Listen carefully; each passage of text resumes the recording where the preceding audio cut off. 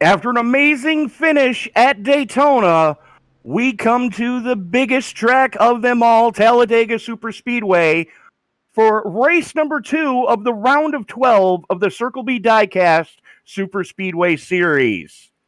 Good evening, everybody. This is Tony Trapasso up in the booth. Joined with me tonight, we've got Mike Damone in the broadcast booth, James Riles doing pit road reporting for us tonight, as well as over in the production truck. Gentlemen, welcome to Daytona, and we are cutting heads after tonight. How's it going, Tony? I'm doing pretty good. Mike, welcome to ESBN. Glad to have you aboard to be joining us here tonight. But quite a few point scenarios could be playing out here tonight. We're going to try to keep track of those as the race wears on. But a couple notable names that are not here right now. As I just take a quick look for myself through the point standings, Zishan Dura, after missing last week, doesn't look like he's going to make it this week either. So that is going to put the 10 out of contention tonight if he does not make tonight. A couple must-win situations, Mark McFadden, Jesse Cottrell. Those guys are currently on the outside looking in, and the points deficit is so huge that they absolutely need to win to move on to the round of 8. Now, remember, we are off next week. Let me double check that while I say it. Yes, we are off on the 26th for the Thanksgiving holiday over here in the States. We will be back on December 3rd for the round of 8, a night race with the trucks at Daytona. As qualifying, getting ready to roll on off right now, Ryan Decker going to be the first one to roll it in the Oreo 28. And you know, there are quite a few excuse me, quite a few interesting paint schemes that I'm seeing here tonight. And possibility, and I'm not sure how they're showing up on the production side of things, but usually my trading paints doesn't play nice with me, but I'm seeing a couple drivers' numbers that don't match up with their transponder numbers. Ben White rolling it. Ryan Worley coming home a bridesmaid yet again last week, improving his position to try to move on points-wise to get into the round of 8. Ryan Decker rolling it. Marcus Adams out on track. Dan Stein out on track. Bridger Olson finally rolling it. And we've got a whole slew of cars lined up. Now, Mike, I'm not sure if you've ever seen this league before. They do qualifying a little bit different than what you would normally see in the iRacing servers. Solo qualifying, single lap. So you don't get that gimme lap to get the car wound up. Yeah, I haven't watched qualifying, but I did, since I knew I was coming on this week, I did take a look at a couple of the races they had a couple weeks ago, and looks like it's a fun league to get going. Absolutely. And these guys do this week in and week out, switching back and forth between Daytona and Talladega, and it's a different car every week or every couple of weeks, just to make sure that it kind of keeps things a little bit fresher. As a couple drivers getting ready to come around to post some times. Decker posts the first one of the 53.94. Let's see what Ben White does on his first. He's going to be the second one to come across immediately to the top of the pylon. Marcus Adams jumping up second quick. Ryan Worley going fourth. Dan Stein, Bridger Olson hasn't crossed yet.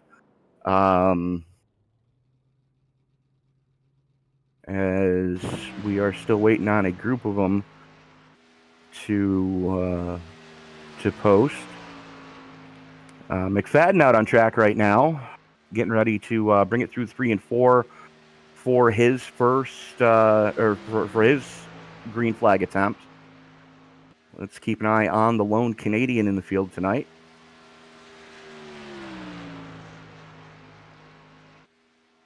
As coming through the tri-oval, Down onto the apron, nice tidy line. Across the stripe for McFadden. It's going to be good enough for 7th quick. Brian Tarnowski slotting into 8th. As your current points leader, Greg Marconi, out on track right now in the 12. And we've got a couple last-minute stragglers joining in right now. GT Park joined the session, so good to see GT could make it tonight. As Marconi brings the body armor number 12 down to take the green flag. And you can see he is right down on that yellow line. I don't expect any deviation for him to come off that at any time soon, just to make sure that he's got the short way around this piece. While he's going down the super stretch here at Talladega, let's take a quick look at what we've got going on as far as weather conditions. 69-degree ambient air temperature, 81-degree track temperature, 2-mile-an-hour headwind going down the back straightaway. Relatively calm conditions here at Dega. 75% fuel filled tonight, unlimited tires, and no fast repair. So a couple things to really be mindful of as these guys make their way around this circuit. Now, it's not going to be uncommon for us to see 3 wide most of the night tonight as Marconi comes across the stripe for his qualifier. That's going to slot him into 7th. And it looks like Marconi going to be the last one to actually post one.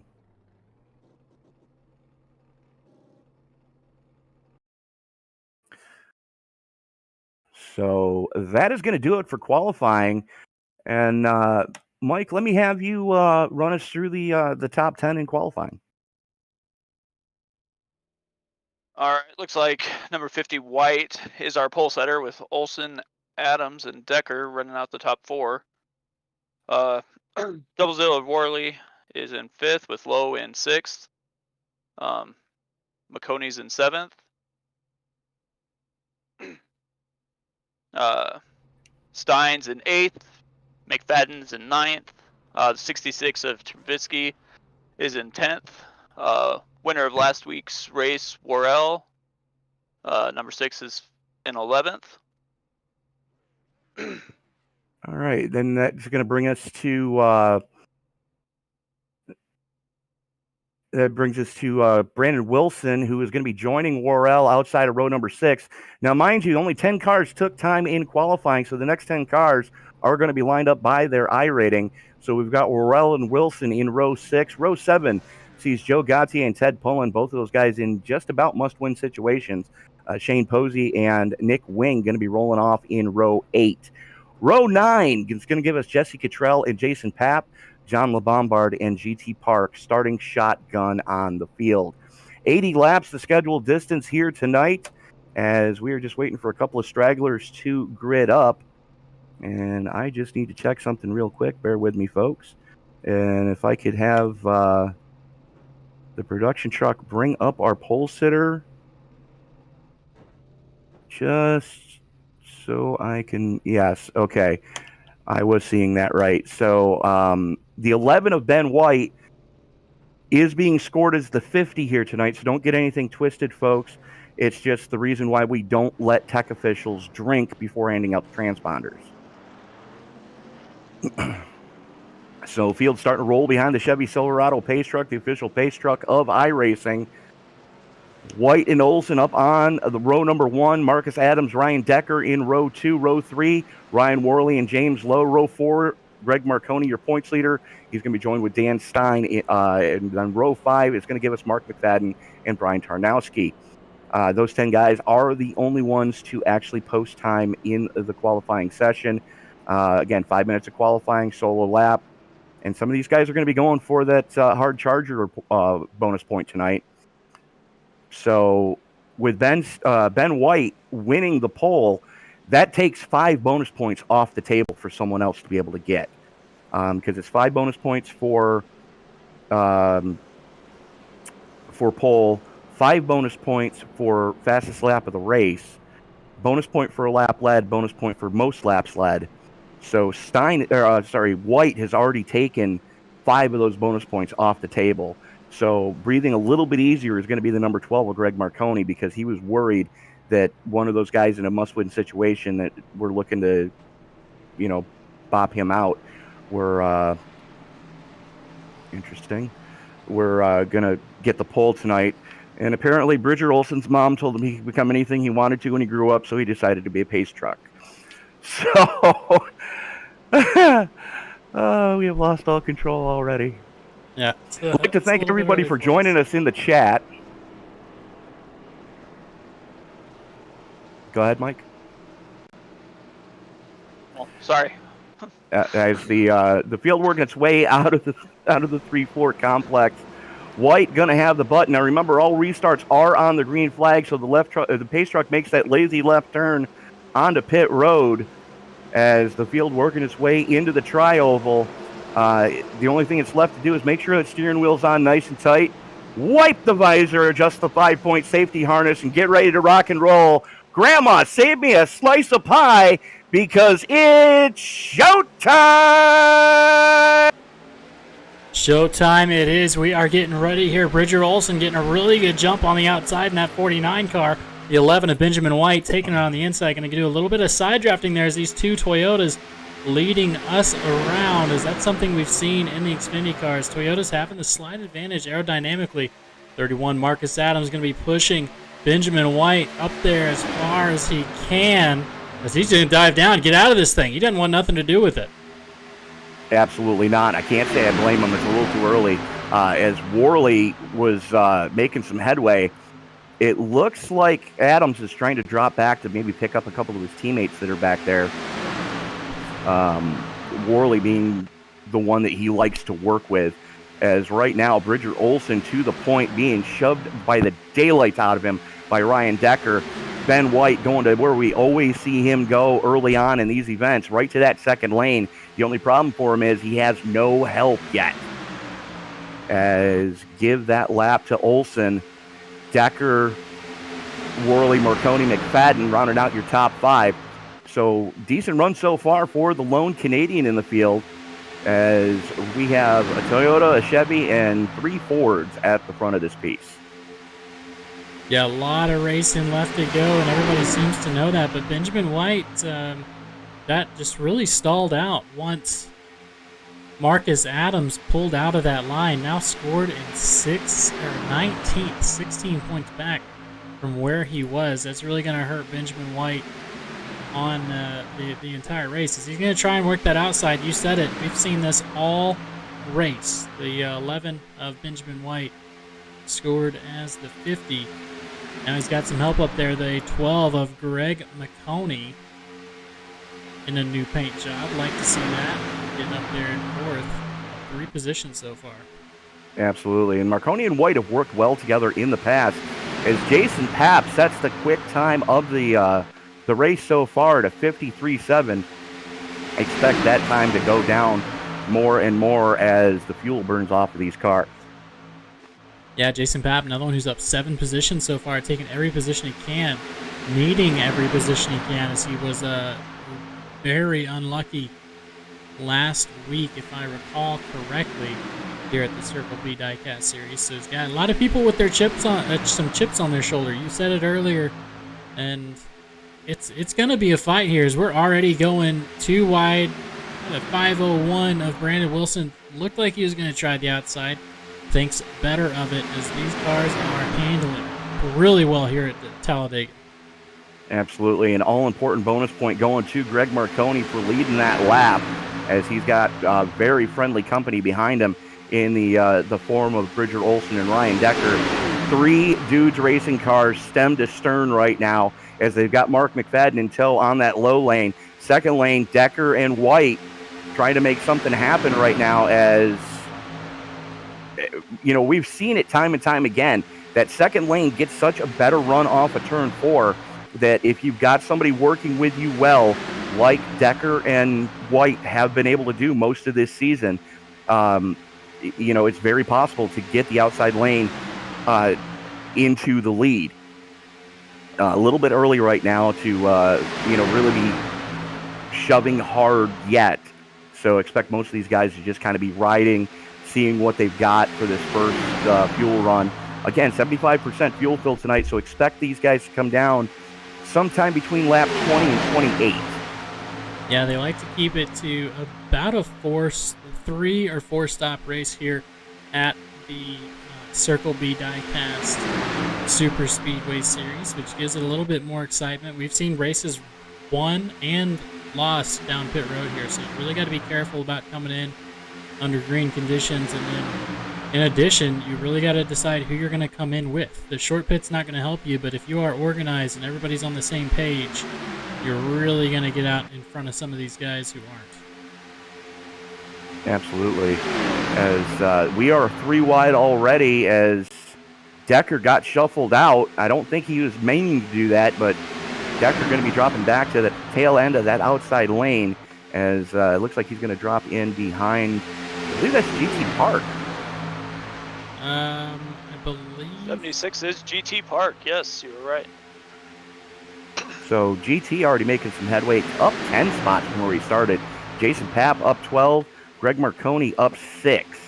So, you know, these guys are making it happen as White gets the nose out front coming into the tri-oval.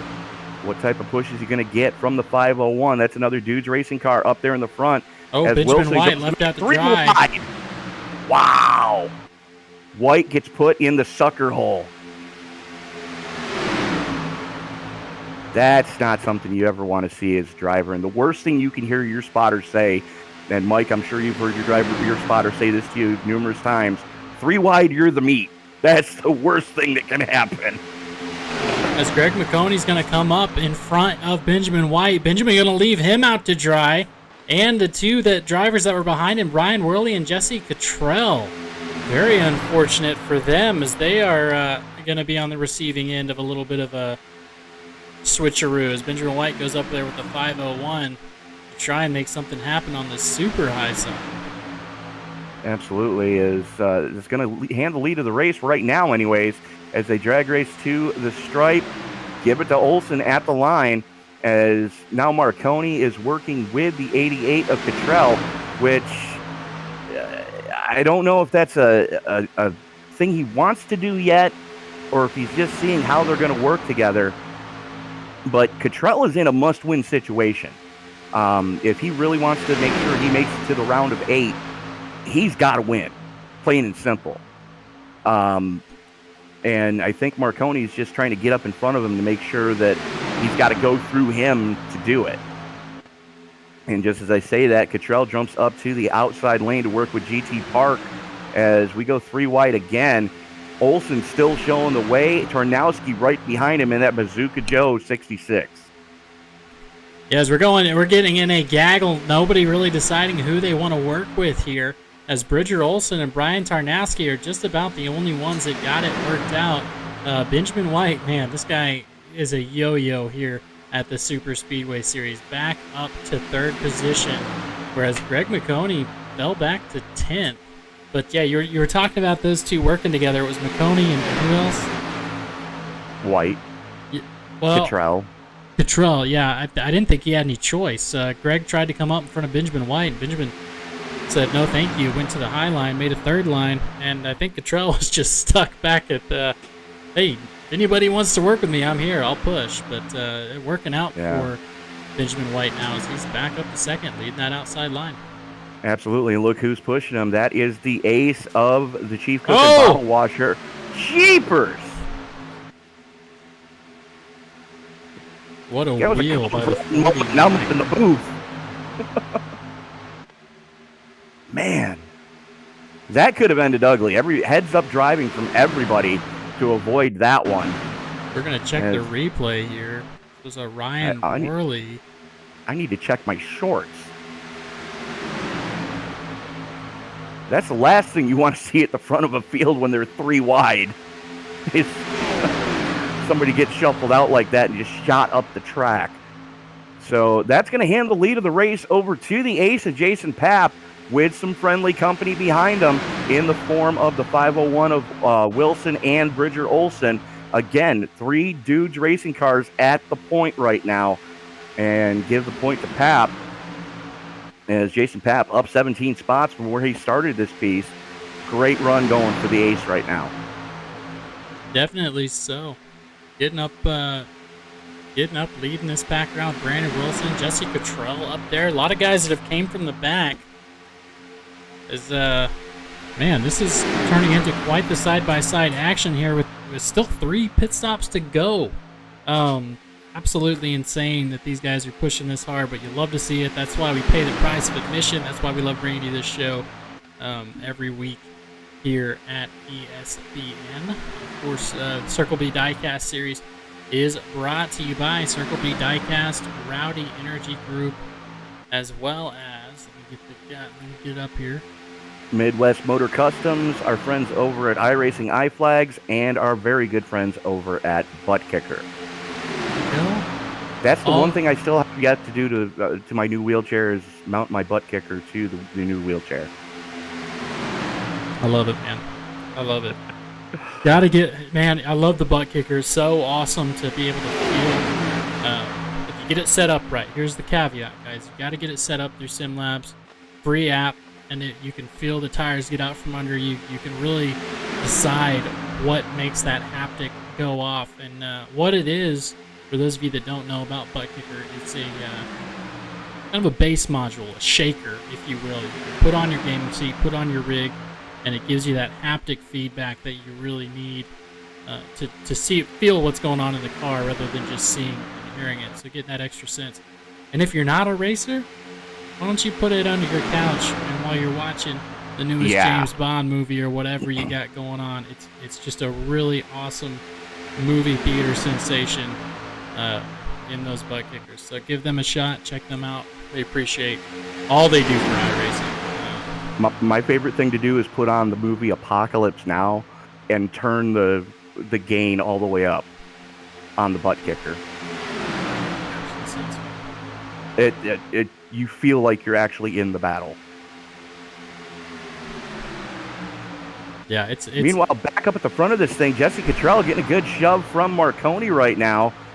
And Cottrell going to get that all-important bonus point as, I believe that's Chris Worrell. Yes, it is, in the 6, making it 3 wide coming through the tri-oval portion. Unfortunately for Worrell, no one there to help him. Yeah, no one yet. We'll see if he, we've seen that third lane kind of develop. Everybody gets kind of not happy with where they're at Talladega. A lot of space to kind of work your way in here. But it looks like Greg McConey and Jesse Cottrell going to be the ones that are going to be in the button. But, I mean, check out Benjamin White. Anytime you see Benjamin White in frame, knowing that he's getting in front. Absolutely. And, you know, he's not scared to make it 3 wide if he needs to. And just as I say that, here we go, coming off of 4, White to the high side, and he's got Worrell pushing him. Last week's winner looking to play spoiler here tonight to try to get or sweep both rounds of the round of 12 and really make everybody else that's trying to get into the round of 8 win. Oh, crashing! Into the wall. That was Benjamin White. Cottrell and White getting into it. No yellow.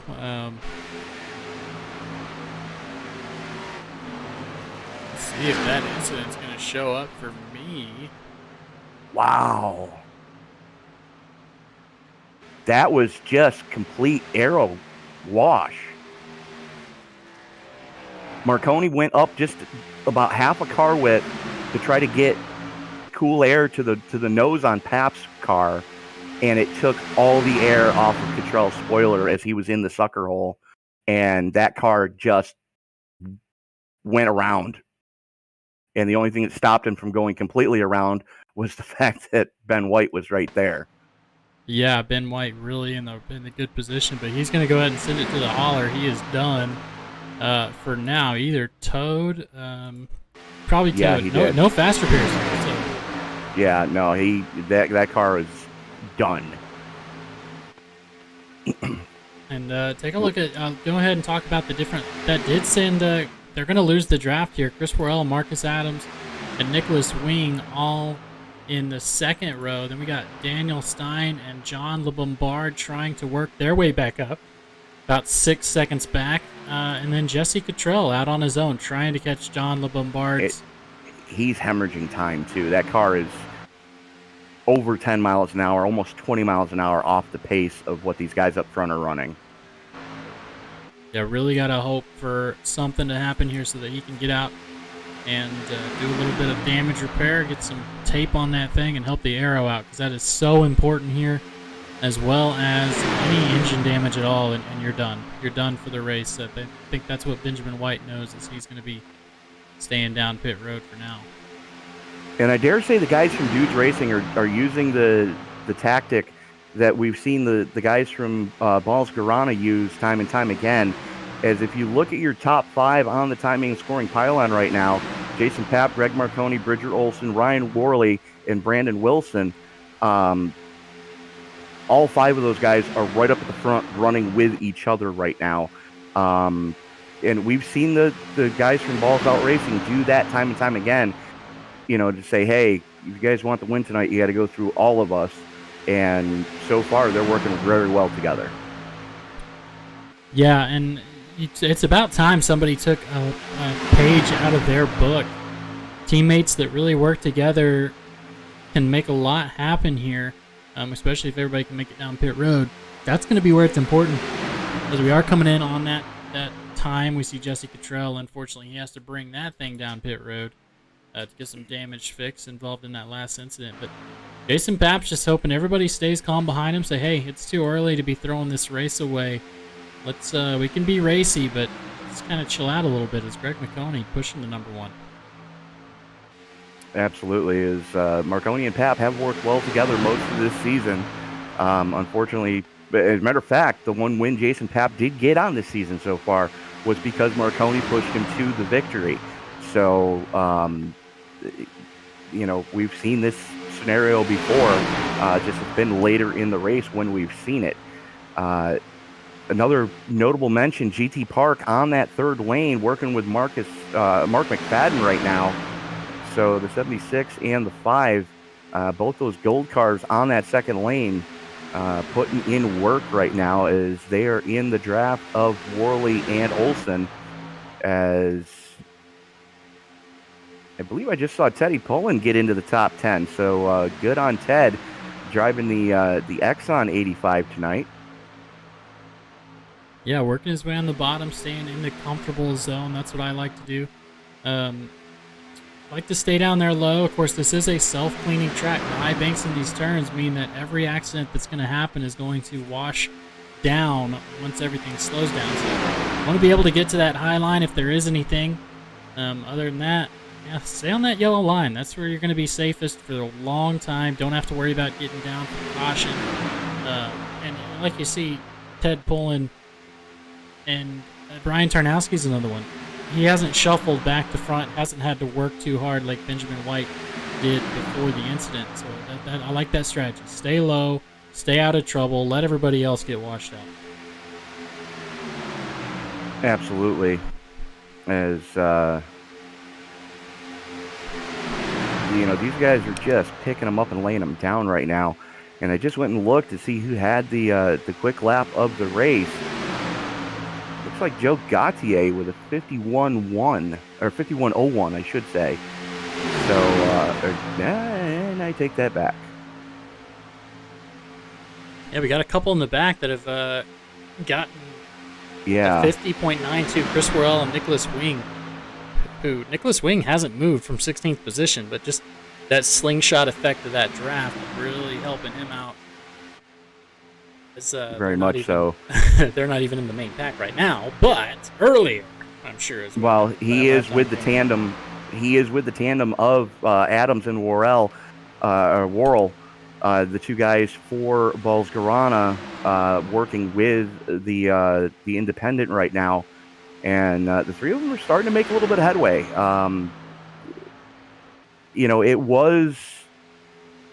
They're not losing as much time as they could. Yeah, with as many cars that are in. Go ahead. I did race the Daytona race Wednesday, and the new iRacing update, the packages that they put out for these super speedways. You can do a little bit of tandem drafting. If the guy in front of you knows what he's doing, you can drag that brake and get a little tandem going. You can, with 2 or 3 cars, you can catch a pack. do it right. You've been practicing, so look forward to seeing that. If these guys can do it in the Xfinity cars, of course, that was the high downforce NASCAR Cup cars, Gen 6s. We'll see if we'll keep an eye on that. Make sure to see if they make any headway here, as they are. They just ran a second faster than the cars in front of them. That's insane. Yes, they did. Now, the other thing to keep in mind, too, with the last aero update that iRacing gave this car, a lot of drivers were not as happy as they were previously with how this car was handling. You could lock onto somebody's bumper and just go with the previous aero model. And looks like everybody's starting to get single filed out on that low lane. Bridger Olson right now kind of struggling, is Mark McFadden having a little too much momentum and realizing it. If he got into Olson, he was going to turn him. So McFadden throws it up to the high line, discretion being the better part of valor. But you could lock bumpers with somebody and just go with the previous iteration. This one, it's a little bit more twitchy.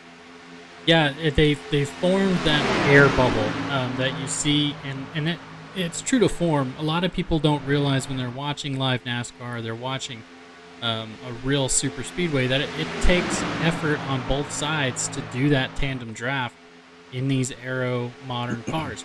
So what they did was they put that bubble there, and people didn't know how to handle it, and they couldn't drag the brake. They thought that they were just supposed to suck up to them. And that's not how it works. Once you get that disturbed air, it's probably a foot or two behind the bumper, and there's nobody pushing you. Yeah, you're not going to move as well because you've got to defeat that small bubble. But if you can defeat that bubble of air, you can suck up, get those two cars going, really get the bump going, especially in these Xfinity cars. Absolutely. Just look there in the background. Well, yeah, I mean, and you can see it up at the front of this thing with where Bridger Olson is on Jason Papp right now, about maybe the width of your thigh between those two cars. Olson is actually pushing Papp, but he's pushing him with the air coming off his front bumper. And as we get ready to put 25 laps in the books, I would expect to see the first round of takers here within the next lap or so. As give the bonus point to McFadden coming across the line that time. 1/10,000th of a second for the 5. So McFadden, again, one of those guys that's in a just about must-win situation to advance to the round of 8, getting that all-important bonus point there for leading a lap.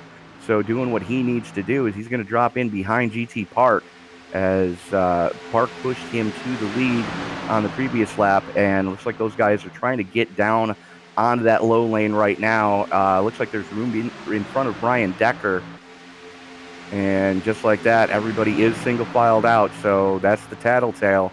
Within the next lap or so, we are going to see takers down pit road.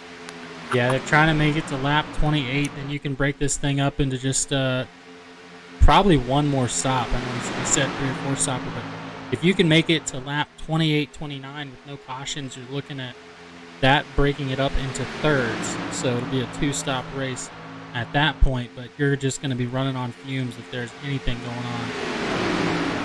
Yellows or anything of that nature, the green, white, checkered. So really got to be careful trying to stretch it out, but if the whole field's doing the same thing, there's not much you can do about it.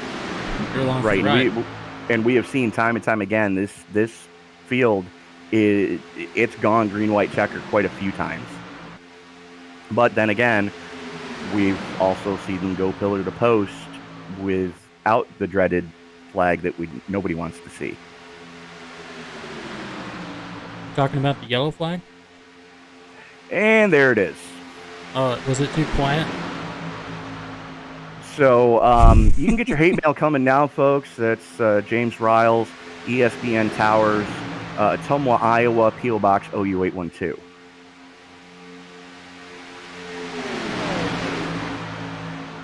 That's all right. I think we're going to see, we've seen them go the whole green flag run before.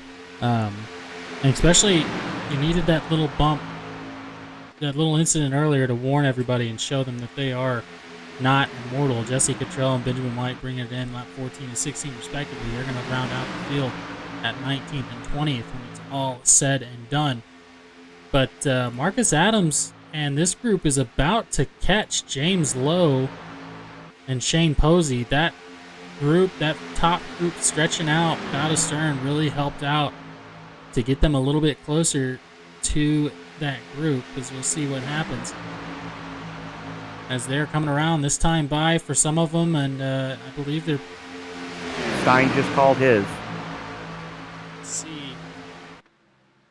Go to pit lane entrance and see what we can see once we get this camera turned around. There we go. They're close, yeah. They're in 3 and 4 right now for the leader, or lead pack here. And there it is, Dudes Racing peeling off first. Lottie Dottie, everybody. As we see a lot of tire smoke. Oh no! 83 gets in the wall. Luckily, nobody involved with it. Follow him down pit road. I missed who that was. That was the 53. There it is. So yeah, that's definitely one of those first you say it, then you do it kind of moments. And it looks like some guys are taking tires. Looks like Jason Papp taking rights. And he's taking rights only. We're going to see. Looks like a lot of guys taking rights only. Probably part of the strategy is they're going to be 4 wide coming off here. Everybody getting stretched out. Let's see who is leading this thing. That's going to be GT Park and Brian Ternowski, making sure they come down pit road as cleanly as the group in front of them. Nicholas Wing able to make it, as that was that second group kind of mixed in with the first. As they made it down pit road. Now Ryan C. Worley. They're organized out of pit road. This is going to be a fantastic group. That second group is going to have a hard time catching up. Yes, they are. So Worley going to have the effective race lead, looking to get that bridesmaid curse off his back again. You know, we saw him go almost 4 straight weeks of, runner-up finishes here in the Circle B Diecast Superspeedway Series before he got that breakthrough win to clinch his spot in the round of 16. As Jason Papp working the high side right now with the 99 of James Lowe. And there is that group in front of him just coming out of pit road right now. And get it to Worley right now as he and Papp in a lockstep going down the back straightaway here at Talladega. Yeah, that second group definitely was not as organized. There's now going to be quite a sizable gap between Brandon Wilson, Ted Pullen, and then Shane Posey in that second group. They're going to have to form up and work together to not lose that draft. It would be very bad if they got racy there. The 83 of Shane Posey was the one who came in, smacked the inside wall. Luckily, there doesn't seem to be too much damage on that 83 Toyota, as the 51 is going to get to the back bumper and give him a huge push. Marcus Adams does not want to be left behind. Absolutely is. Up at the front, Lowe and Papp have both hung Bridger Olson out to dry in that second lane. Looks like Marconi going to give him room, though, to drop down in between Worley and himself. There we go. So Papp back to the point of this one. And I know that's got to be making Mama proud right now with her boy out in front. So Papp, Lowe, Worley, Olson, Marconi, Decker, Wilson, Pullen, Posey, and Adams, your top 10. Throw a blanket over your top 8 right now, though. Yeah, everybody really close. Shane Posey, the first in that little intermediary group. They're going to be... they've got the draft. They're good to go as long as they don't get too racy there. A lot of time, you don't really need to fight for 9th position. So you don't want to put the parachute on the driver behind you. Just stay hooked up, stay in line, catch that first group. And once you get there, you'll be able to take that whole line to the outside and be better off than when you started. You just got to work together. What's good for the goose is good for the gander. Absolutely. It's a little bit further back. That's Nick Wing and Chris Worrell working together right now as Worrell trying to make some headway to try to catch the 66 of Tarnowski. So there's two groups trying to join on to this lead freight train right now, as that's Teddy Pullen whipping it out. Marconi jumps up immediately to try to throw the block on him. Posey goes up there as well. And just like that, we've got a gaggle of cars at the front of this thing. And give quick a lap of the race so far to Worrell, 49.65. Good grief. Absolutely flying there is Chris Worrell, who's, I believe, he was on the back of that group. And what did I tell you? Once they caught that first pack, they were flying. Got that draft, got the little extra boost of horsepower from popping out, getting fresh air on that engine, and it's really going to help that first group that came in at lap 30, which was, of course, Brian Tarnowski, Marcus Adams, all those guys. But the first group did a very good job of breaking that up, blocking the outside, and starting to get a little more racing now, as every driver that's in this thing, other than John Lemabard and Daniel Stein to this point, is in this front pack side by side. Absolutely, and this is looking like the start of this race again. And the guys that have been working well together all night long have just continued to work well together, and I don't think we're going to see much deviation from that. The 99 of low is about the only infiltrator in that top 6 right now. Top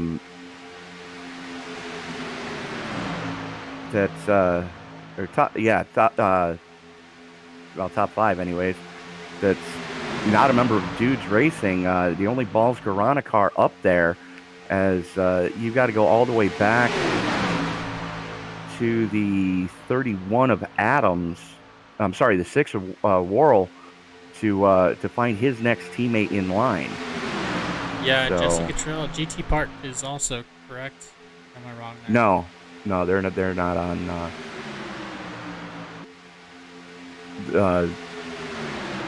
Park and Cottrell, I believe, are both independents. There we go. Worrell, not Worley. I'm just now reading the just now reading that from Jacob Sisko. Thank you so much for trying to fix me. I'll say it both times all day and then not remember which one is correct. Well, there's one of each, so. Yeah, well, that's why every time. Is there? Yeah. Ryan Worley and Chris Worrell. Yeah, there we go. And believe me, that doesn't get very confusing when they're up at the front of this piece. Definitely. But, folks, if you're enjoying this exciting racing, we do appreciate the heck out of you watching us on YouTube Esports Broadcasting Network. Be sure and shout out your driver.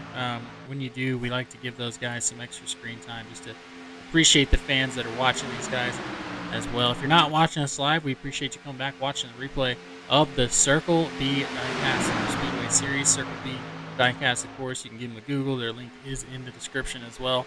If you're looking for that gift for the gearhead in your life that really enjoys any discipline of racing, you can blow their minds. Get them a late model or dirt track car, whatever car you can think of. You can have that car custom made at Circle B Diecast with your iRacing paint scheme. So it's actually a really cool deal they do. Give them a shout out. Holidays around the corner.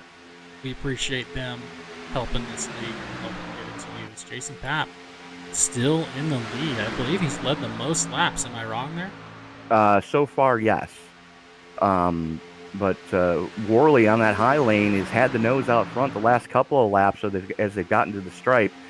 But if you haven't done so already, folks, go ahead and like, favorite, subscribe, share, and turn on bell notifications so you don't miss a single broadcast on the ESPN family of broadcasts. We do this 6 nights a week currently, and we're about to add a 7th night with a racing recap on Saturday evenings. Actually, no, I take that back. There's a league starting up tomorrow night, which you'll be able to join Angel Santiago and myself for. and I will get the details on that to you folks, hopefully before the start of the broadcast tomorrow night. But so we've now gone 7 nights a week that we will be broadcasting here on ESPN, and some nights we do have double and triple headers. So be sure to turn on bell notifications so you don't miss a single broadcast. And every subscription you give us really helps with the algorithm to help share these videos with the rest of the YouTube community. Definitely. I was about to say, Greg McConey, give him a push. Go ahead, Tony. I was about to say, as we are about to put it halfway, James, what do you say we step away, pay some bills, and hear from our very good friends over at Red Cat? Yeah, let's do it. Let's go ahead and send it over to Red Cat Racing. We're going to take a look at the marksman, guys. Check the link.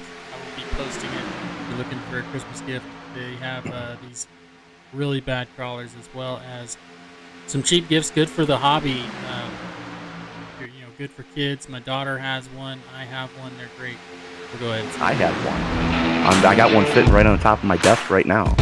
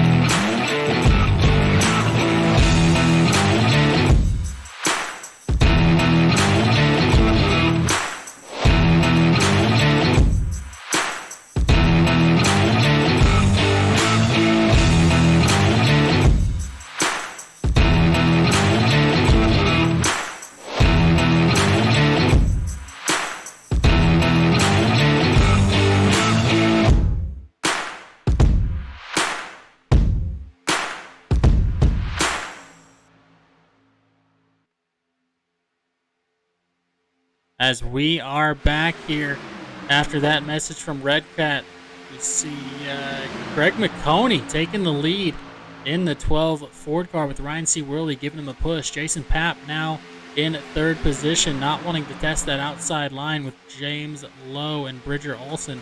We'll see if they can get moving here. That's actually Ted Pullen and Shane Posey on the outside lane right now, as they've got Chris Worrell and I believe that is the 67 of Joe Gauthier up there as well, and Mark McFadden.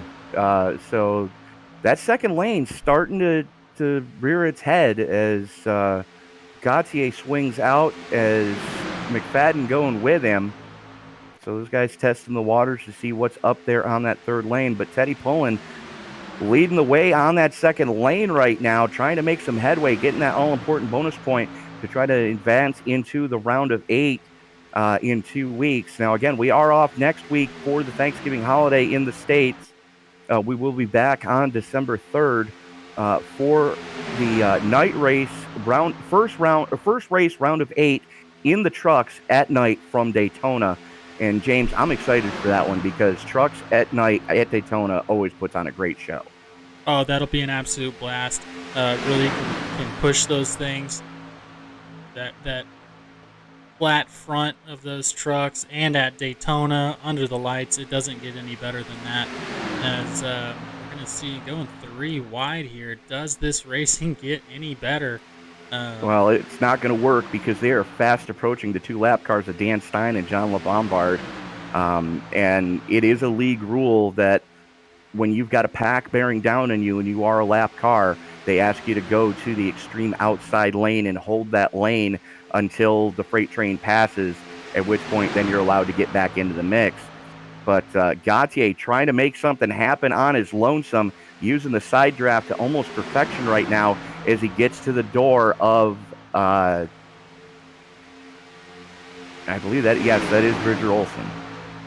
Yeah, these guys really having a blast up front here, working on each other as we are on lap 46 of 80. Something else to remember here, guys. We got one more pit stop to go.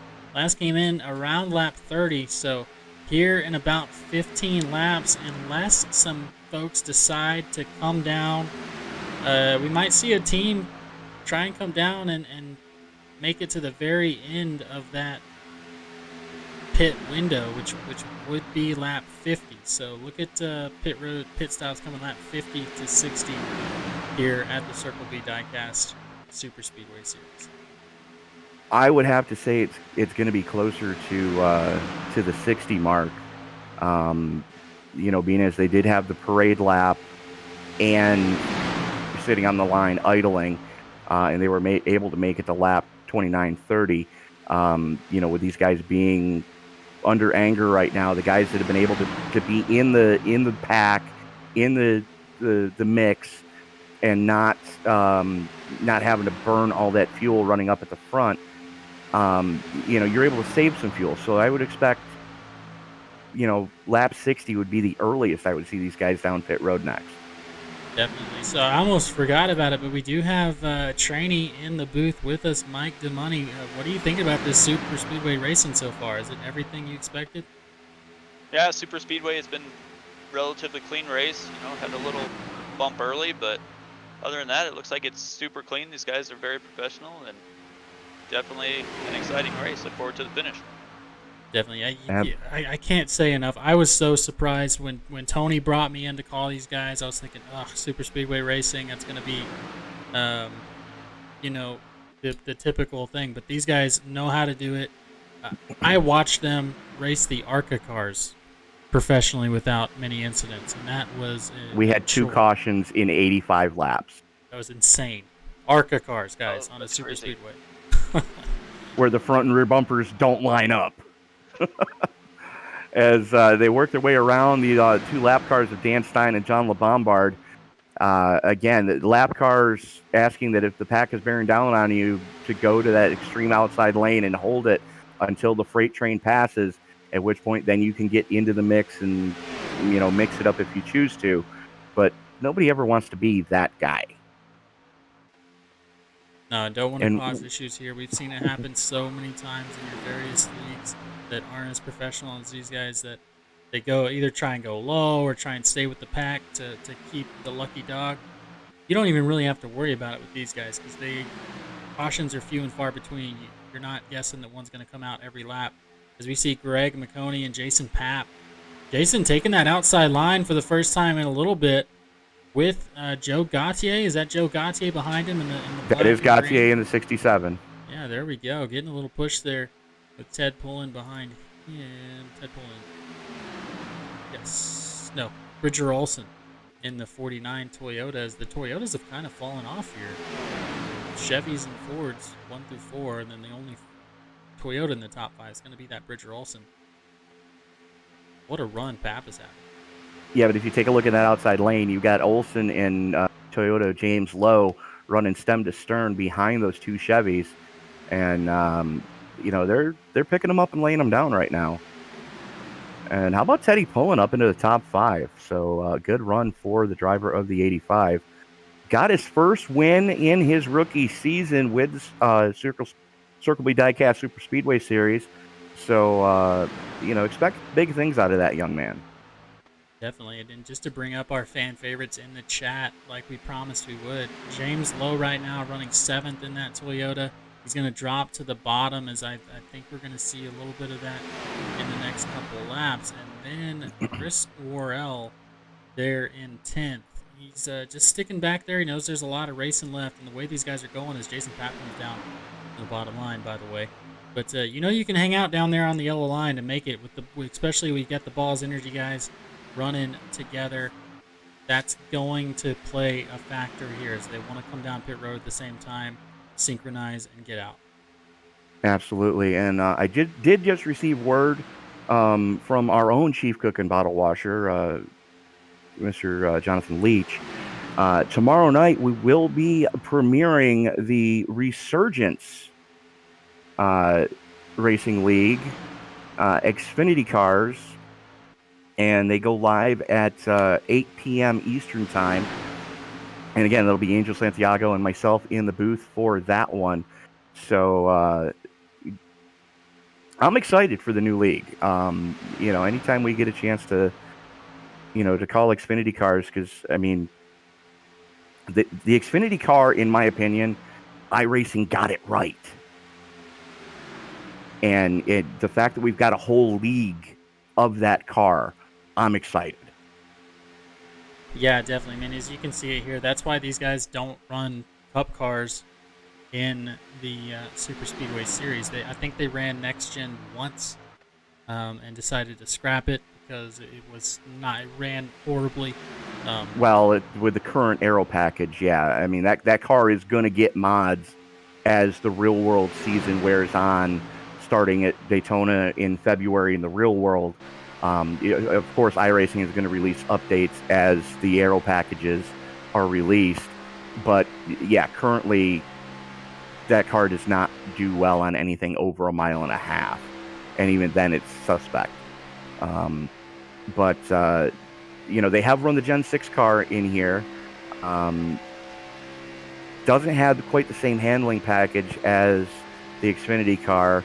A little bit more on the twitchy side with that lower blade on the rear deck lid on the Cup car. So a little bit harder to really get the good packs going. Yeah, definitely. And if you think these cars have a bubble, imagine a 9-inch spoiler in the back, throwing that air all the way up, and then it's got to come back down.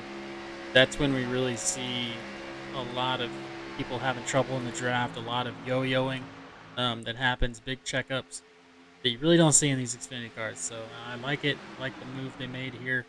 That's Jason Papp still leading, Greg McConey in third, Joe Gautier in third, Ryan C. Worley fourth, and fifth, Bridger Olson, as they switch those positions up real quick. Mark McFadden, Ted Poland, James Lowe, Marcus Adams, and Chris Worrell rounding out your top 10. As we got Joshua Harrell, more L's in the chat. Balls team getting into position. I don't disagree with you, Josh. These guys are pros. That's why I believe they've won 3 races in a row or more as a team. No. You're my stats guy. Check for me. Let me go look. We are going to keep an eye on this battle here for third. Bridger Olson in the 49 car trying to make a move. Jason Papp and Joe Gautier. Joe not giving up that high line. He's going to keep it going. With 25 laps to go, look at some pits starting to happen here shortly, folks. We're going to see how they shake up afterwards. We saw everybody come in last time other than about 5 cars, so that's going to be similar to what we see this time. Just the fact that they were able to do that clean was amazing. As Joe Gautier gets a huge push from Bridger Olson, going to come down in front of Jason Papp, take the lead away, and leave Bridger Olson up there all alone with Mark McFadden. I guess not all alone, but up there with Mark McFadden. Nobody really trying to get down with him. Going to have to really aggressively side draft to make that work, and still I don't think they're going to be clearing both cars. Oh, as Jason Papp gets a little loose, almost gets into the 5 of Mark McFadden. Whew. That was a whole don't push the pusher kind of deal there, as he was the meat in the sandwich between Gautier and Marconi, as Olson with the nose out front as they go through 1 and 2. Gautier battling back, though, as Pap able to get back to his back bumper. And I did just check the stats. No, it has not been 3 in a row for Balls Garana. As a matter of fact, the first 2 races, first three, Worrell won the first round of 16. Marconi got the second one. Then Olson. And then Worrell last week. So 2 in a row. No. I don't know. Olson drives for dudes.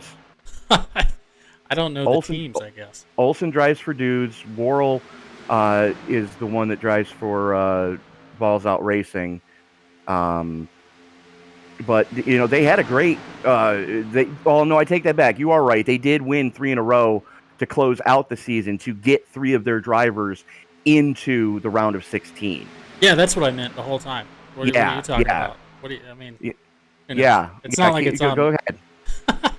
It's not like it's on replay or anything. That's what I meant. Go tell it to your desk sergeant, sir. As we are coming down pit road to make sure everybody comes down pretty cleanly. Yikes. It looks like they do maybe a little bit wetter in the suit than they were before, but everybody going ahead and making it down pit road. Joe Gautier, Mark McFadden, Shane Posey, and Brian Tarnowski staying out. And I believe they've picked up a couple lap cars. Daniel Stein is a lap car in the 87. John Lombard catching the end of that. So that's only going to help these guys out as they get more cars up there, as the 5 is going to be pushing the heck out of the 67 to try and get as much of an advantage as they can, because they do have less vehicles in that line.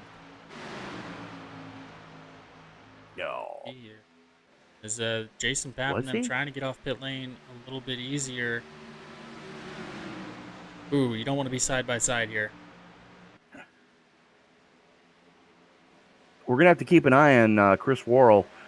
He was pushing the envelope there coming off of pit road to win that battle. 5, Mark McFadden getting a little squirrely coming down pit road. He's going to come up onto the track. Maybe a little Kyle Buschen going on there as he's going to try and get that thing going back. Going back. Going to see what happened. Once everything settles out, we make sure as the leaders are 38 seconds back. I don't think they're going to get a caution here. Let's see, Mark McFadden going off track. Yeah, that's a heartbreaker for the lone Canadian in the field tonight. Although he did get a bonus point for leading the lap, so that's going to try to help his cause there. Oh, got sent. Yikes. Oof. So look at who that was. Brian Tarnowski. That's very unfortunate. And then the 87, wrong place, wrong time. Going to get a penalty. Daniel Stein has to serve that penalty. Very unfortunate for him. They were not able to clear it in unsafe time. Pit entry. Oof. As here we go. Whoa, big checkup for everybody in the front. Weinty, Worley, James Lowe going to be at 3 wide, coming to the stand. Give it to Worley for now. As Greg McConey making that high line work. He's got some help now in the 49.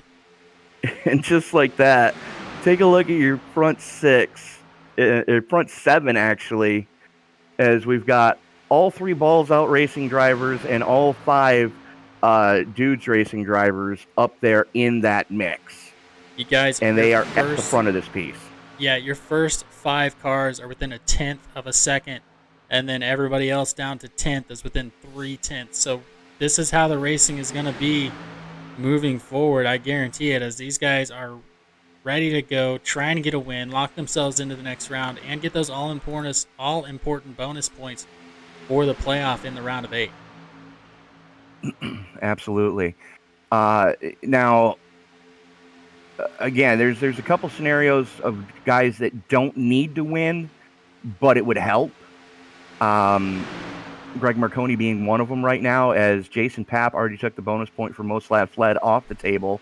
and Ben White took the 5 bonus points for pole off table. Current fast lap of the race, though, is going to go to, looks like Nick Wing. Nope, Chris Worrell with a 49.65.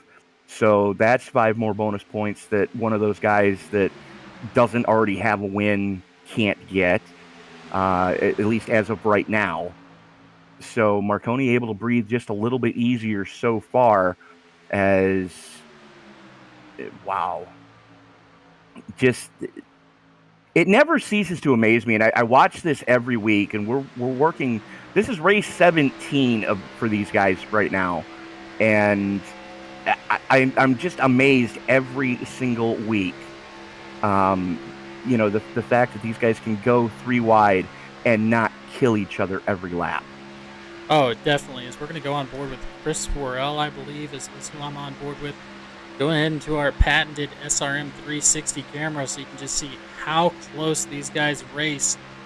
Get a feel for it as the 31, the 501 up there in that Exalta Liberty University. A little bit of a William Byron throwback. I like that. It's the slow car up there. That is going to be the 5 of Gautier. No, it's 5 of Adams. Adams is going to be trying to keep it clean up there. That is a hornet's nest behind you that you don't want to be in front of. They kind of settled down with 17 laps to go. I mean, 2 for now, but the 83 getting it. Ooh, that was close. That was a pucker moment. That was definitely a pucker moment, as that was Shane Posey, the Nerditudes driver, working with the 28 of Decker and his fellow Nerditudes driver of Gautier. Those 3 guys right now in lockstep. Get in the wall! Outside. Wow, Decker gets into the wall going into the tri-oval. As we were on board, you were along for the ride as these guys are back 3 wide. That was the Oreos of Ryan Decker, who qualified really well. Unfortunately, he's going to fall back there after cheese gratering that right side. There we go. I'm stealing your sayings now. That's fine. That's James Lowe, one of our fan favorites, is leading the race, kind of keeping it steady on that bottom line with a huge push from Marcus Adams. That's what you want on the bottom. You want that good squared up push. The 501 and the 85 up there really got nothing for them until they form back up in that second groove. 16 to go. It's down to 15. 15 to go. This time across the stripe, James Lowe in the Balls Garana number 99, showing the way. He's got his teammate Marcus Adams in lockstep with him. And you got Ryan Worley, Chris Worrell on the low lane with Jason Papp and Mark McFadden back up into the mix, albeit the 5 being a lap down. Good news, though, if you are a Mark McFadden fan. There it goes. There it goes. Whew. A lot of cars on the inside, Ryan. Mark How is McFadden. that not a caution? It should. Oh man, I'm not gonna get into the politics of that. Ted Pullen, Daniel Stein. Oh, teammates. Let's see. Let's take a look. No, that was Stein turning the 67. Wow. Yeah, that was the 87, and then just everybody else getting involved. Jason Papp catching a piece of it. Mark McFadden catching a piece of it. Oi! Shane Posey just narrowed that car up by about 4 feet. Jeez Louise. They go back up front. James Lowe still leading. That's definitely loosened up this pack, though. Only 5 in the first pack. Jason Papp, Joe Gautier, Bridger Olson a little bit farther back, and the lap car of 5 of Mark McFadden getting in there to help out some buddies as he's a lap down with John Lombard. Not much he can do in that situation, so he's not going to fight too hard there. As Lowe, Worley, Adams, Worrell, and Wilson. So 3 balls out racing drivers with 2 dudes racing drivers. Up at the front of this piece is the second pack looks to be forming up pretty decently so far. Jason Papp leading it right now as he's got Gautier, Olson, and Marconi there.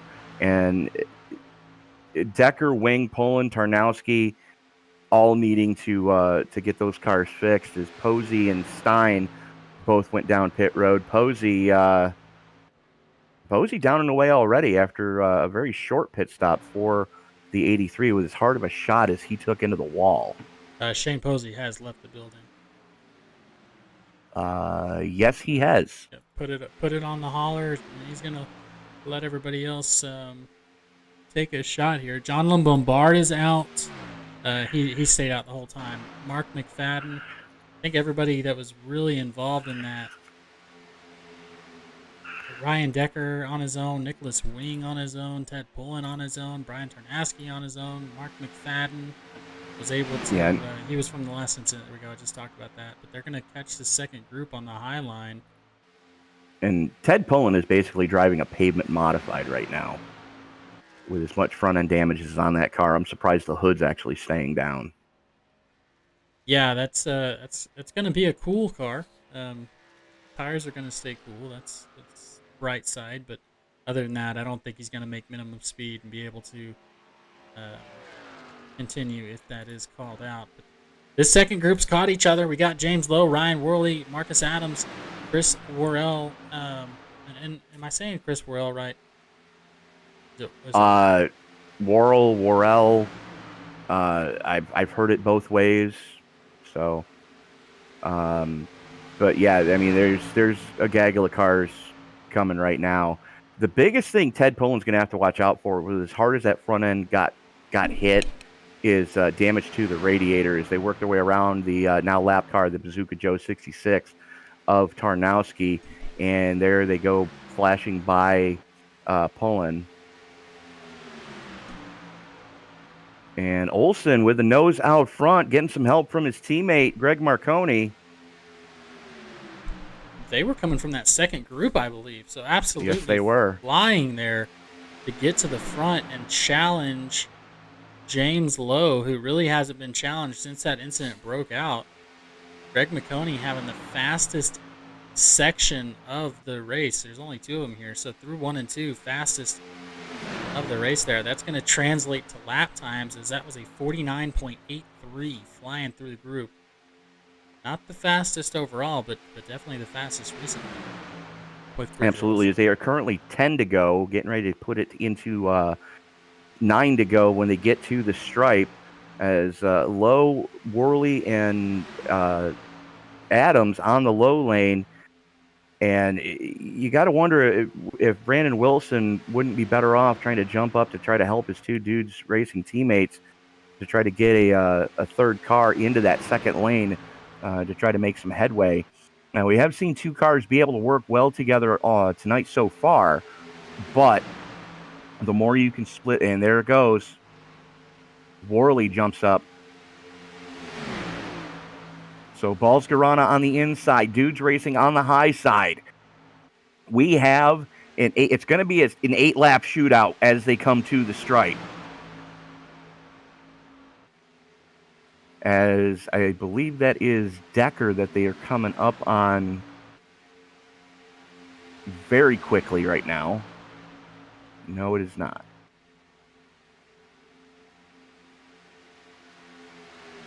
And by a nose at the stripe, give the lap to Lowe. And that is going to be the 95 of John LeBombard, getting out of the way and staying high, letting the freight train pass. LeBombard can jump down and try to pick up the draft now that everybody's cleared. But, this is the type of racing that we love to see week in and week out, is now you have the entirety of dudes racing on the second lane and the entirety of Balsgarana racing on the inside lane. It's going to be a shootout between these 2 teams. Definitely is the 6 of Chris Worrell. I'm trying to roll my R's here, but I got to chew and I can't do it. Don't do that. Worrell. You'll hurt yourself. Wardell. I don't. We've got a fight here in the chat. We don't know. He needs to get up front and win so we can ask him after the race. As Ryan C. Worley, James Lowe, and Bridger Olson.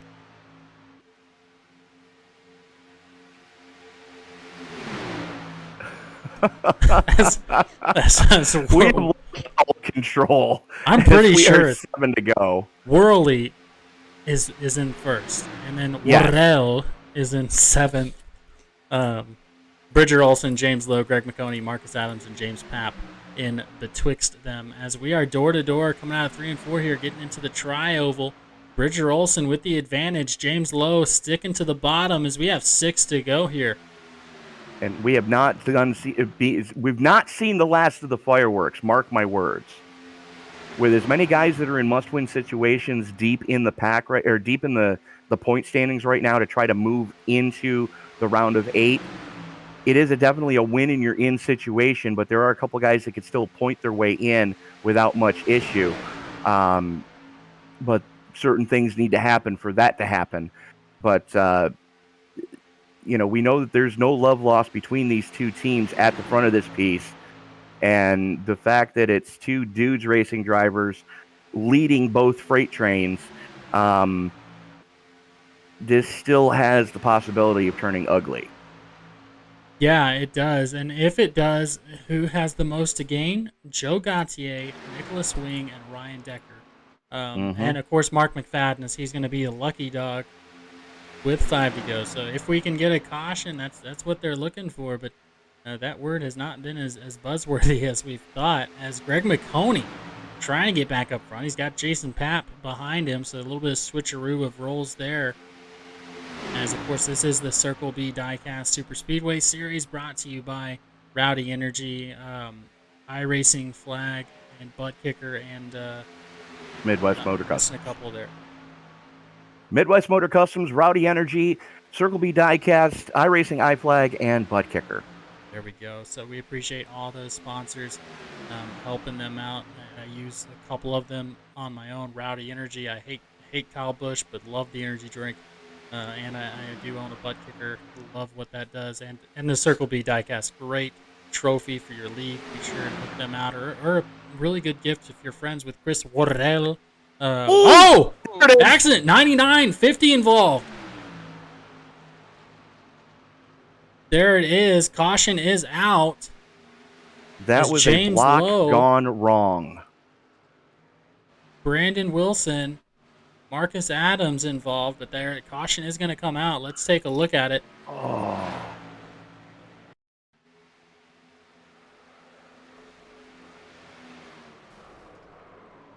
That was Greg Marconi moved up. Marconi moved up and pinched the 99 to Lowe into the outside wall. And unfortunately for Lowe, Marcus Adams was right on him when it happened, and his teammate finished him off. Yeah, that Keepers. Ooh. I told you fireworks were going to happen. Definitely. James Lowe, fan favorite. Doesn't look like he took too much damage there. Might be able to. Oh, no. He's pancaked the right side of that 99. Brandon Wilson, though, took the hardest shot of everybody as he went headlong into the turn 2 safer barrier and just annihilated the nose of the 501. Ooh, yeah, that's going to do it. But guess who made it through that? Ryan Worley and Chris Wardell in 4th and 5th, as well as Bridger Olson, Greg McConey, and Jason Papp. Top 5. Stop that. Do what? Stop that. Why? You guys don't make me turn you into the minister of funny walks. I don't know what that means. You're too young. I am too young. If you do get the reference, ladies and gentlemen, go ahead and drop a comment in the live video chat, the live stream, and explain it to my broadcast partner, please. Please do. As Bridger Olson really going to do that. Joe Gautier, though, able to come down. Chris Worrell going to try and get that damage.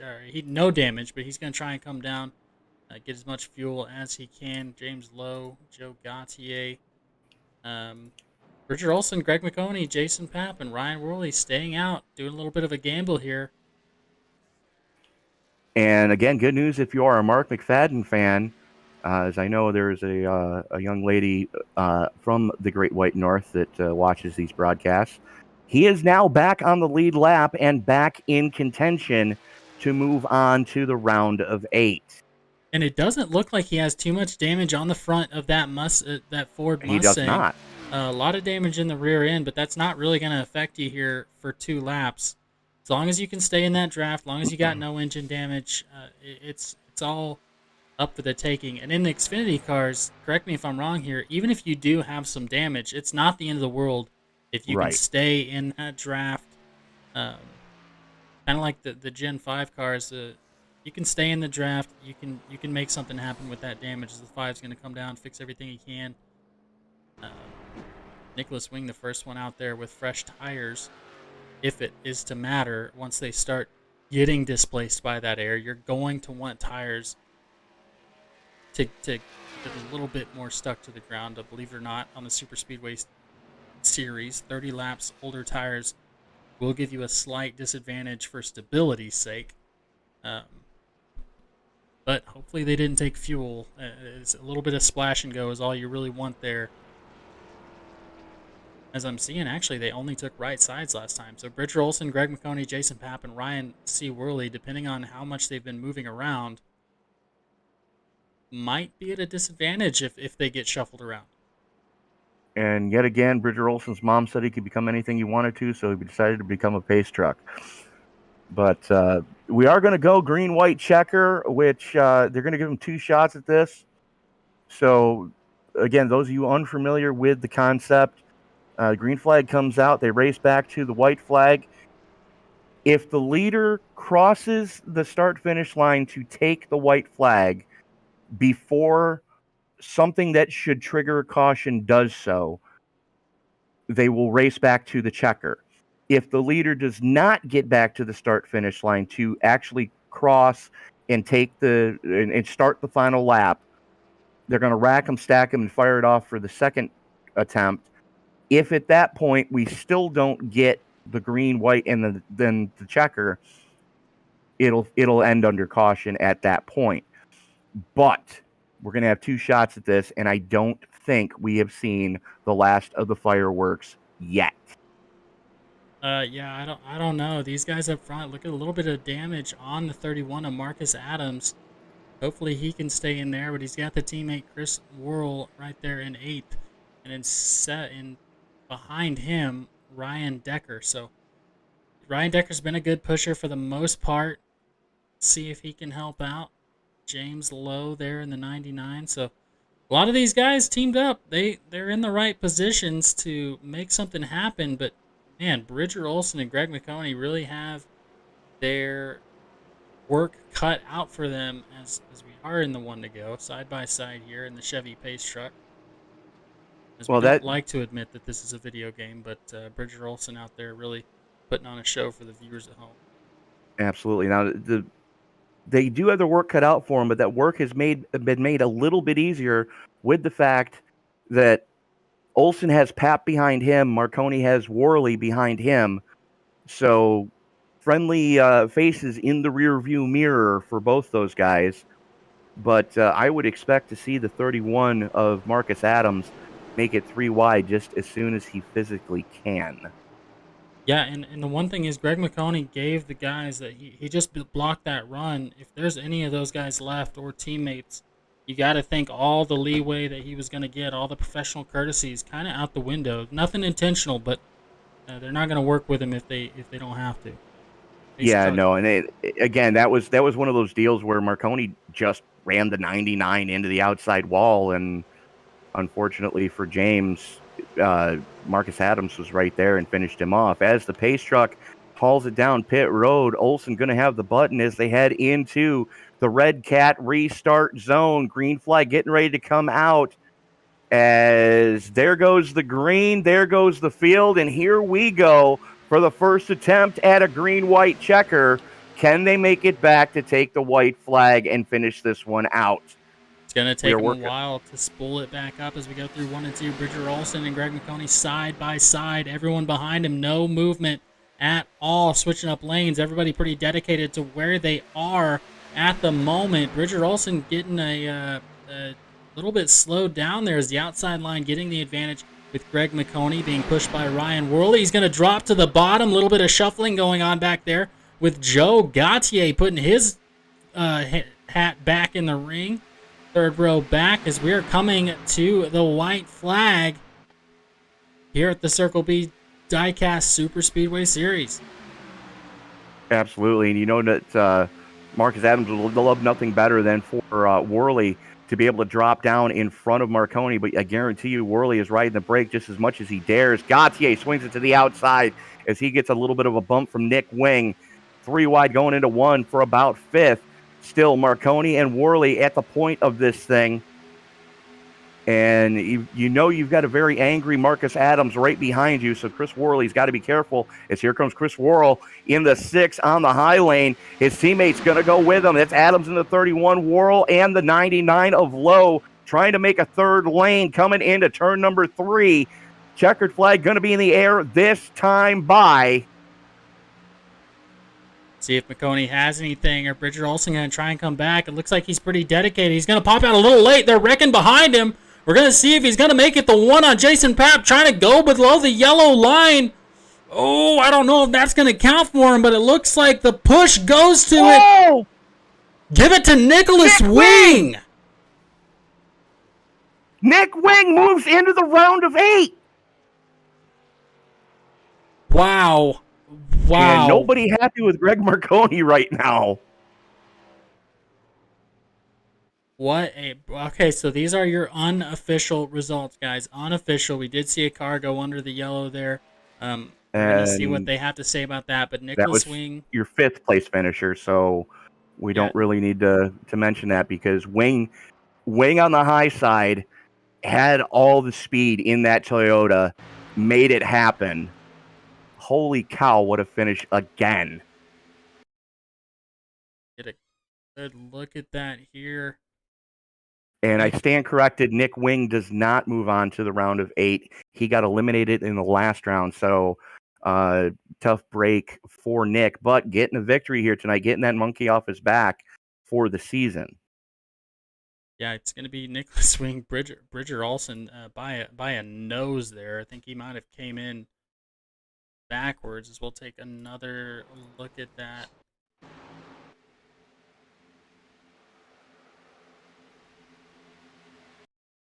As the 1 of Papp comes onto the field, did not have any room, bumps the 12th, and then it was just like that. Bridger Olson able to pull second somehow out of the trunk of that Toyota as Nicholas Wing, well-deserved, going to burn it down in the Cheerios 90. And I'm doing some quick math in my head here, so bear with me, folks. My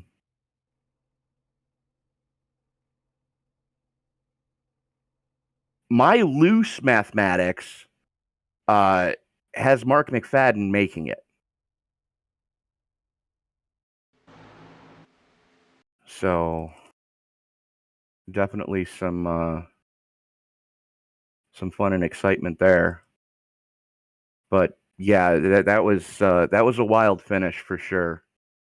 As we are actually going to reach out now to the lone independent in the field tonight to come home in the top 5. Congratulations on finally getting that monkey off your back, Nick Wing. Yep, about time. Well, I mean, you put that car exactly where you needed to coming to the checkers there. Did you see all the chaos going on around you? I pretty much had a good idea. I had Decker calling out where people were at. He's the one that told me to go low on that white flag, and I took it. Okay, I did just see that. You are now officially on to 270 Racing with Ryan Decker, so congratulations on that new partnership. But, I mean, Nick, you stayed kind of quiet all night long, and I mean, just you were there at the end. Just congratulations, sir, on the victory here tonight at Dega. I mean, I know this was a long time coming for you. Yep, after 3 and some odd years since the start. Absolutely, but Nick, I mean, just I can't speak volumes enough about the run that you had. Biggest mover of the race award tonight goes to you too, sir. I might add, up 15 from where you started. But talk us through just how difficult this car can be when you're in a heavy traffic situation. You have to usually give and take, and sometimes just take, and hopefully the guy, you won't wreck him. And you were able to dodge a lot of the melees that happened tonight. That some led to caution, some didn't. But you were hanging out towards the tail end of the lead lap most of the night, just kind of running your own race from what it looked like.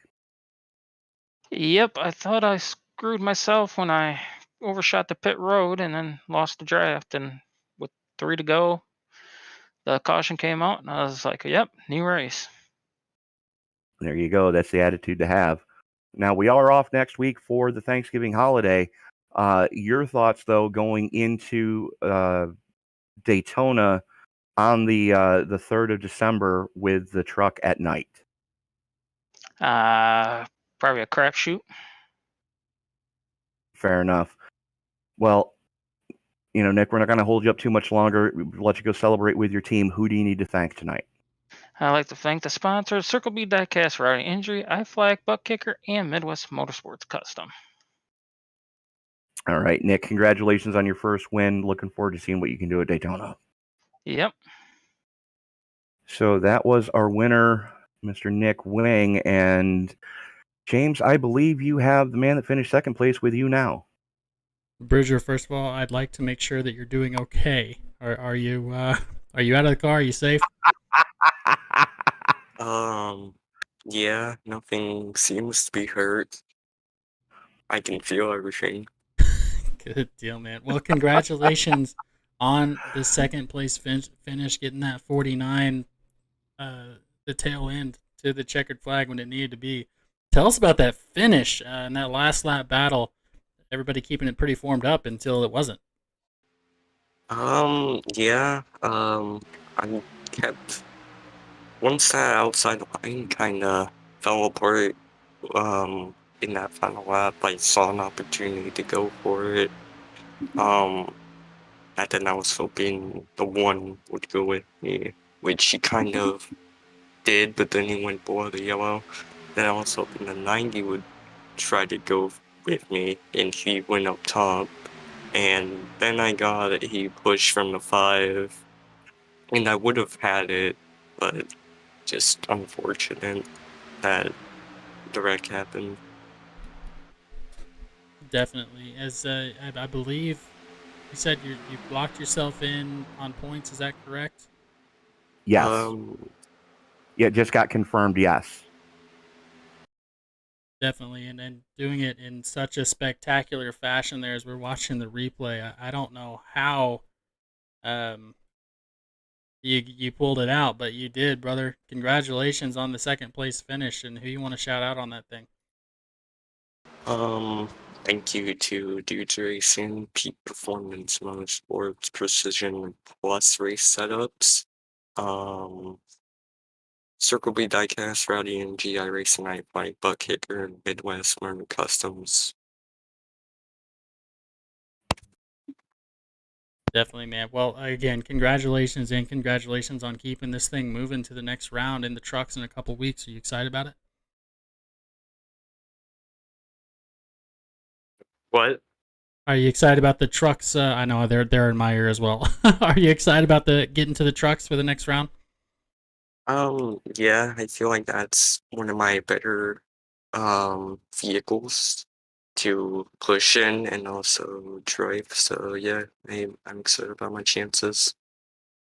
Definitely. Well, thanks for talking to us, Bridger, and of course, looking forward to talking to you next week, sir.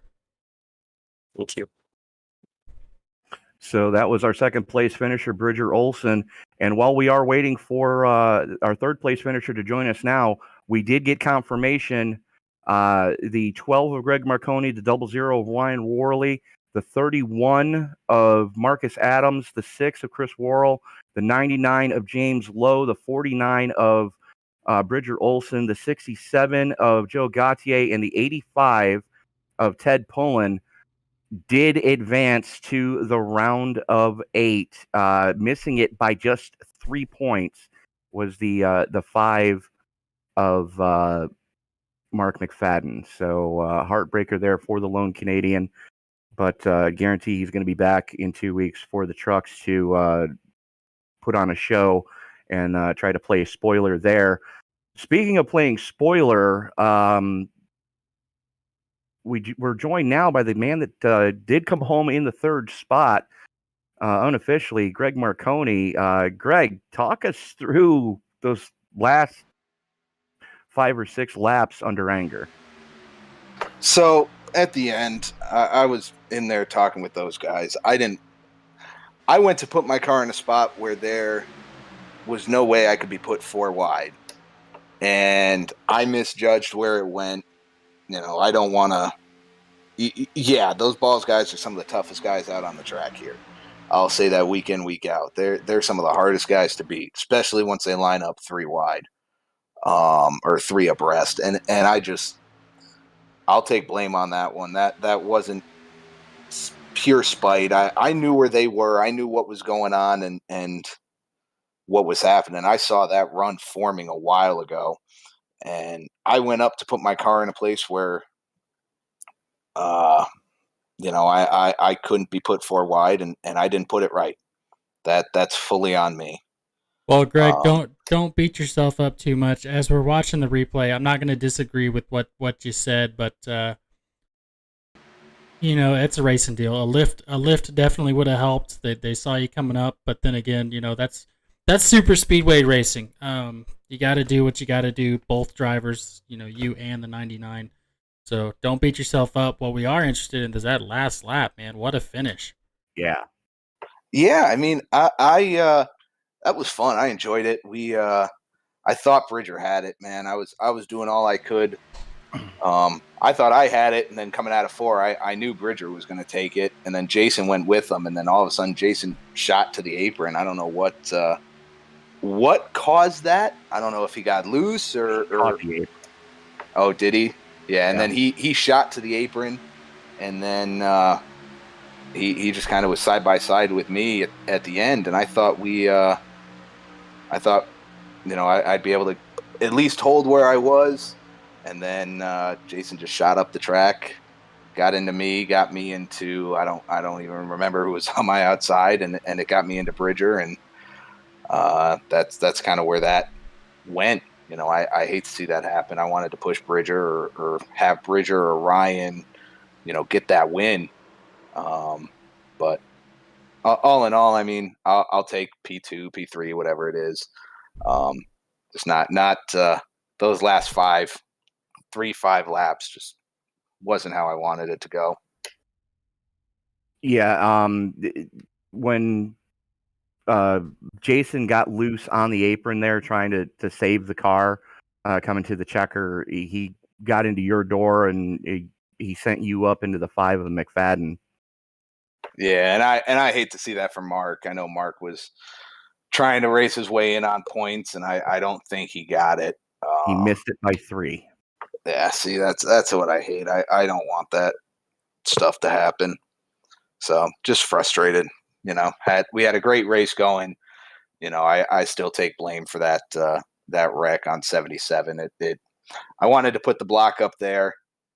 I thought I gave it more room, but no, it didn't work out like I wanted, and I hate to see cars taken out on my behalf. I mean, yeah, I want to race those guys hard. Yeah, I want to, especially when I'm leading like that, I want to do what I got to do to keep the win. We all do. And I've made that block 1,000 times, and you guys have seen it in this league. I've done it so many times and just did it wrong. Just lapse in judgment, missed it. Like I said, to James and Marcus and Chris, that I apologize to those guys. I wanted to race my ass off. I knew where they were coming, but it is what it is. Nothing more we can do. Well, now we are off next week, so everybody can recover from their tryptophan coma. But we are back in 2 weeks at Daytona in the trucks. And correct me if I'm wrong, but you do have a win this season in Daytona at Daytona in the trucks. Yes, I think that was opening round win. I think it was correct. Yeah, I mean it's. I like the trucks. They're interesting. Certainly squirrely once you got somebody right under your rear bumper. Certainly if you get them on the right side of that. Of the rear bumper, it's going to put them sideways. But we'll take an off week, and we'll head back to Daytona, and we'll see what we can do. All right, Greg. Before we let you go tonight, who do you need to thank? I got to thank all the sponsors: Circle B, Rowdy Energy, Butt Kicker, Midwest Motor Customs, iRacing, iFlag. I got to thank the guys at Dudes Racing, Ryan, Brandon, Bridger. We were killing it all night up there. It was great working with Jason up there too. And then, once again, to those balls guys, I apologize. I want to race you guys hard. That's what I do. That's what we all like to do. And I hate to see a stupid move on my part, take out what would have been a great finish. All right, Greg, we will see you in 2 weeks at Daytona. Best of luck to you then. Thanks. And then I know I forgot. Thank you, wife and family that are watching, but we'll see you guys in Daytona. Absolutely. So that is going to put another one in the books. And I'm going to go to our rookie in the booth. Mike, your first thoughts with your first race with the Circle B Diecast Superspeedway Series? Well, like you said, it's definitely a lot of professionals. I mean, they raced, 70 laps or so without any cautions, and when it came down to, when the gets going, you knew there was going to be something happening. Wound up being a very exciting finish. Look forward to more of them. Absolutely. And, again, I offer everybody a chance to go back with the off week next week. Go ahead and binge watch the rest of the season that we've done so far. And you can see that what we saw tonight is not the exception. It is par for the course for these guys. Coming to the checkered flag, that's when the carnage usually happens. And James, your takeaway coming out of Talladega tonight? Man, I'm just looking forward to the following weeks. These guys battling it out from the round of 12. Can't wait to see what they're going to do. Try and get into the last chance to make it to the championship four here at the Superspeedway Series. All right. So while we are going to be off next week, I would like to wish everybody a happy and safe Thanksgiving holiday if you're over here in the States, or if you're celebrating it wherever you are in the world. Again, have a safe time with your family, and be thankful again to all of our men and women in the armed forces who allow us to have the freedom to do what we do. Very thankful to all the men and women in the armed services, because without them, we'd be screwed. So definitely. Well, let's run through the results really real quick before we send it off. Yes. We got Nicholas Wing, Bridger Olson, Greg McConey, Mark McFadden, Jason Papp rounding out your top 5. 6 is going to be Ryan Worley, Marcus Adams, James Lowe, Chris Worrell. 10th is going to be Joe Gautier. Then we got 11th, Ryan Decker, Brian Tarnowski, Josh LeBombard, Ted Pullen, Brandon Wilson in 15th, Shane Posey. 16th, Daniel Stein in 17th. Of course, then GT Park getting into some very unfortunate incident there on lap 29, finishing 18th. And then there we go, Jesse Cottrell and Benjamin White rounding out the field. So you can take it away, sir. Sorry to interrupt. Oh, not a problem. I completely slipped my mind after that amazing finish that we saw yet again from Be Diecast Superspeedway Series. Again, join us tomorrow night as it'll be Angel Santiago and myself in the booth for the Resurgence Xfinity Series. That's going to go live at 8 p.m. Eastern Time. Brand new league. And I expect the same type of action that you saw here tonight, tomorrow night. Xfinity Cars always put on a great show. And we are proud to have the Resurgence League here on the ESPN family of networks. If you haven't already done so, don't forget to like, favorite, subscribe, share, turn on the bell notifications, tattoo it on your dog's forehead so you don't miss a single moment of action. And then we'll be back again on Sunday as well for the ISNF Cup Series. For, excuse me, for Mr. James Riles in the production truck, for Mike Damoni joining us for his first broadcast. This is Tony Trapasso reminding you, ladies and gentlemen, that as you walk down the road of life, please don't play in traffic. Good night, everybody.